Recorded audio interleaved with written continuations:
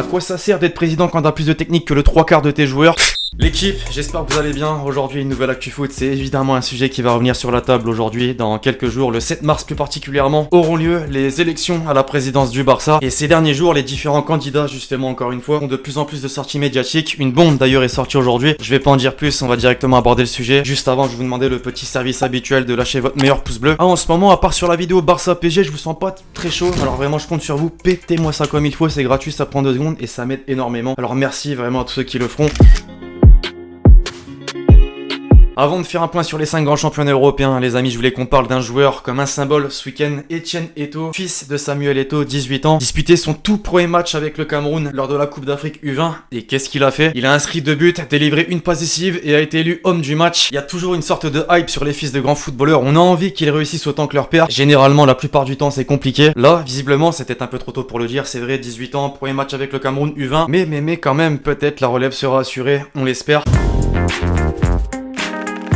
On peut donc passer à de l'un peu plus concret. La Ligue 1, c'est autre chose. Voilà le titre de l'édition du journal L'Équipe ce matin. Mes Parisiens ont perdu des points très importants pour le titre. Mais en même temps, j'ai envie de dire, beaucoup hier ont mis en avant la prestation parisienne. Beaucoup de critiques, mais beaucoup ont surtout oublié de rappeler que Monaco en 2021, c'est 10 matchs, 0 défaite, 9 victoires, 1 match nul. Et au passage, cette statistique, justement contre Paris. Monaco est la première équipe à avoir remporté ces 2 rencontres face à Paris au cours d'une même saison de Ligue 1 depuis Nancy lors de la saison 2011-2012. Ce qui n'est pas rien. Bon, faut aussi rappeler qu'il manquait Neymar pendant ce temps-là. D'ailleurs, il était plus occupé à faire part de son amour pour un album que de son club. Un petit coup d'œil aux autres résultats, évidemment, ça profite aux 3 autres prétendants dans les hauts de tableau. Lyon qui est allé chercher la victoire sur la pelouse de Brest dans la difficulté. Lille qui a déroulé à Lorient. Et Lens qui a pris la 5e place. Mais Lensois, que dire encore une fois, personne n'aurait pu imaginer il y a un an justement qu'on soit aussi performant. Surtout qu'il y a la manière. 2 joueurs font encore partie de l'équipe type du journal L'Équipe. Fofana au milieu, Klose en défense. Lui, j'avais prévenu en début de saison, retenez bien son nom. Il est trop chaud. Le classement donc, Lille a pris les commandes de la Ligue 1. Lyon,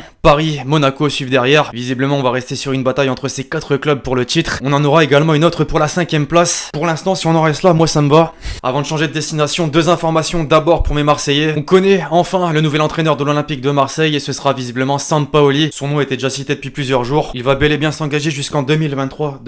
Alors mes Marseillais, bon choix d'après vous. Ensuite, un petit mot sur le tirage au sort des 16e de finale de la Coupe de France. Les différentes affiches donc qui se dérouleront le 6 et 7 mars prochain. Red Star Lens, Nice Monaco, Lyon Sochaux, Brest Paris. Enfin bref, à suivre. Direction l'Italie maintenant, il était attendu comme nous le montre cette une de la Gazzetta dello Sport, le derby, le choc Milan-Inter pour le Scudetto, et 1 et 2 et 3-0. C'est le surpuissant Inter qui a pris le dessus, les bleus et noirs en ont mis 3, un doublé de Lautaro et un but d'un certain Lukaku. Il a pu répondre à Ibra après la dernière confrontation en Coupe d'Italie. Le Belge a fait sa meilleure célébration avec quelques propos, on les voit ici. Au classement donc, c'est l'opération parfaite pour l'Inter qui a désormais 4 points d'avance sur l'AC Milan. Derrière, il y a toujours une bataille pour la 3e place entre Naples, la Juve, la Lazio, l'Atalanta et l'AS Roma. En Angleterre, à présent, on pensait que Liverpool avait relevé la tête après sa victoire face à Leipzig en Ligue des Champions. Non, malheureusement, en championnat, le cauchemar continue. Les Reds se sont fait surprendre à domicile par Everton. Nouvelle défaite pour Jürgen Klopp, son équipe est sur 4 défaites consécutives en Premier League. Mais c'est pas tout, son équipe est surtout sur 5 matchs sans victoire à Anfield. Ça n'était pas arrivé depuis 1923, 100 ans. Je pense que là on peut le dire une bonne fois pour toutes, le titre c'est mort. D'autant que dans le même temps, les autres équipes du haut de tableau, eux, ne se trompent pas. C'est le cas par exemple de Leicester, de Manchester United ou encore de Manchester City qui est d'ailleurs sur 18 victoires consécutives. 18 victoires consécutives, bordel. West Ham également, on n'en a pas parlé, s'invite dans la course. Les Hammers vont encore grappiller 3 points, pas contre n'importe qui, Tottenham. Pour Mourinho, par contre, c'est le gouffre sans fin. Au classement donc, les Citizens s'envolent littéralement, 10 points d'avance sur le 2e. Manchester United, Leicester et West Ham justement que je mentionnais il y a quelques instants. Tottenham, bon, n'en parlons pas, 9e du championnat. Dégringolade complet. C'est vrai qu'on parle pas beaucoup du championnat allemand dans la série et justement, je voulais qu'on jette un petit coup d'œil au classement de la Bundesliga, simplement car le Bayern a perdu ce week-end 2 matchs consécutifs sans victoire après le nul évidemment il y a quelques jours. Ce qui fait que Leipzig, à 2 points derrière, peut encore croire au titre. A noter que Wolfsburg et Francfort qui a battu le Bayern donc vraiment pas mal cette saison. Enfin en Espagne, on s'attendait à une réaction du Barça après la défaite en 8e de finale de la Ligue des Champions la semaine dernière. Non, tout simplement non. Les Barcelonais se sont fait surprendre à domicile par Cadix, le promu. Score final 1 partout après un penalty concédé par l'anglais dans les derniers instants du match. C'est impardonnable pour le quotidien catalan Sport. Marca en vient à cette question. Peut-on dire adieu au titre de la Liga? Clairement, je pense qu'on est tous formels, d'accord. L'éternel rival de son côté peut encore y croire. Le Real est allé chercher la victoire sur la pelouse de Valladolid, alors que pendant ce temps, l'Atlético s'est fait surprendre. Levante a mis fin à cette série de matchs sans défaite. Les conséquences au classement, 3 points séparent désormais les 2 équipes de Madrid. L'Atlético a un match en moins, je le rappelle. Le Barça a 47 points et Séville tout près derrière.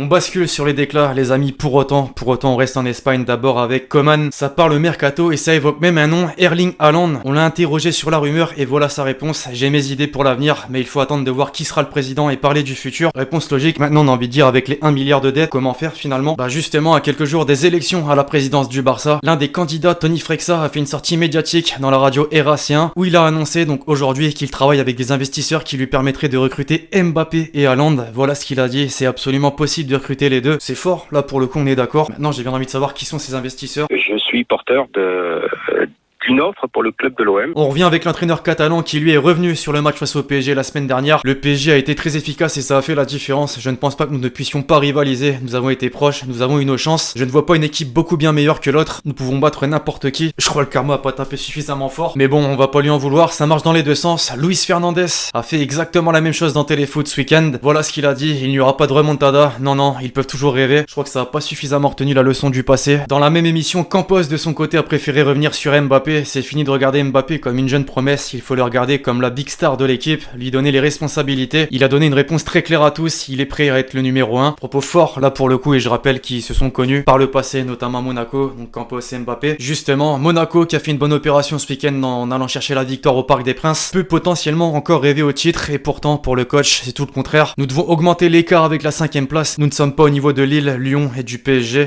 Le pessimiste dans toute sa splendeur. Enfin on change littéralement de sujet, je voulais absolument vous montrer pour ceux qui l'ont pas vu cette masterclass ou plutôt disaster class sur Twitter de Boutin. Bon déjà c'était bizarre de voir ce genre de personne sur un tweet à propos de football, mais on comprend mieux. Voilà ce qu'elle a répondu à un tweetos qui parlait de Gabriel Jesus, le joueur de Manchester City. C'est pas ce que je pense. Second poteau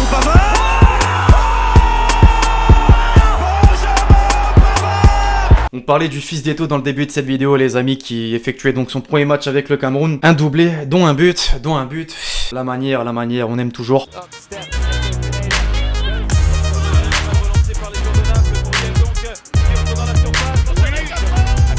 Lukaku, il y va tout seul avec ce coup de rein, la frappe de Lukaku. Bien joué. Sur son pied droit, il a vu un an, la reprise d'Haaland.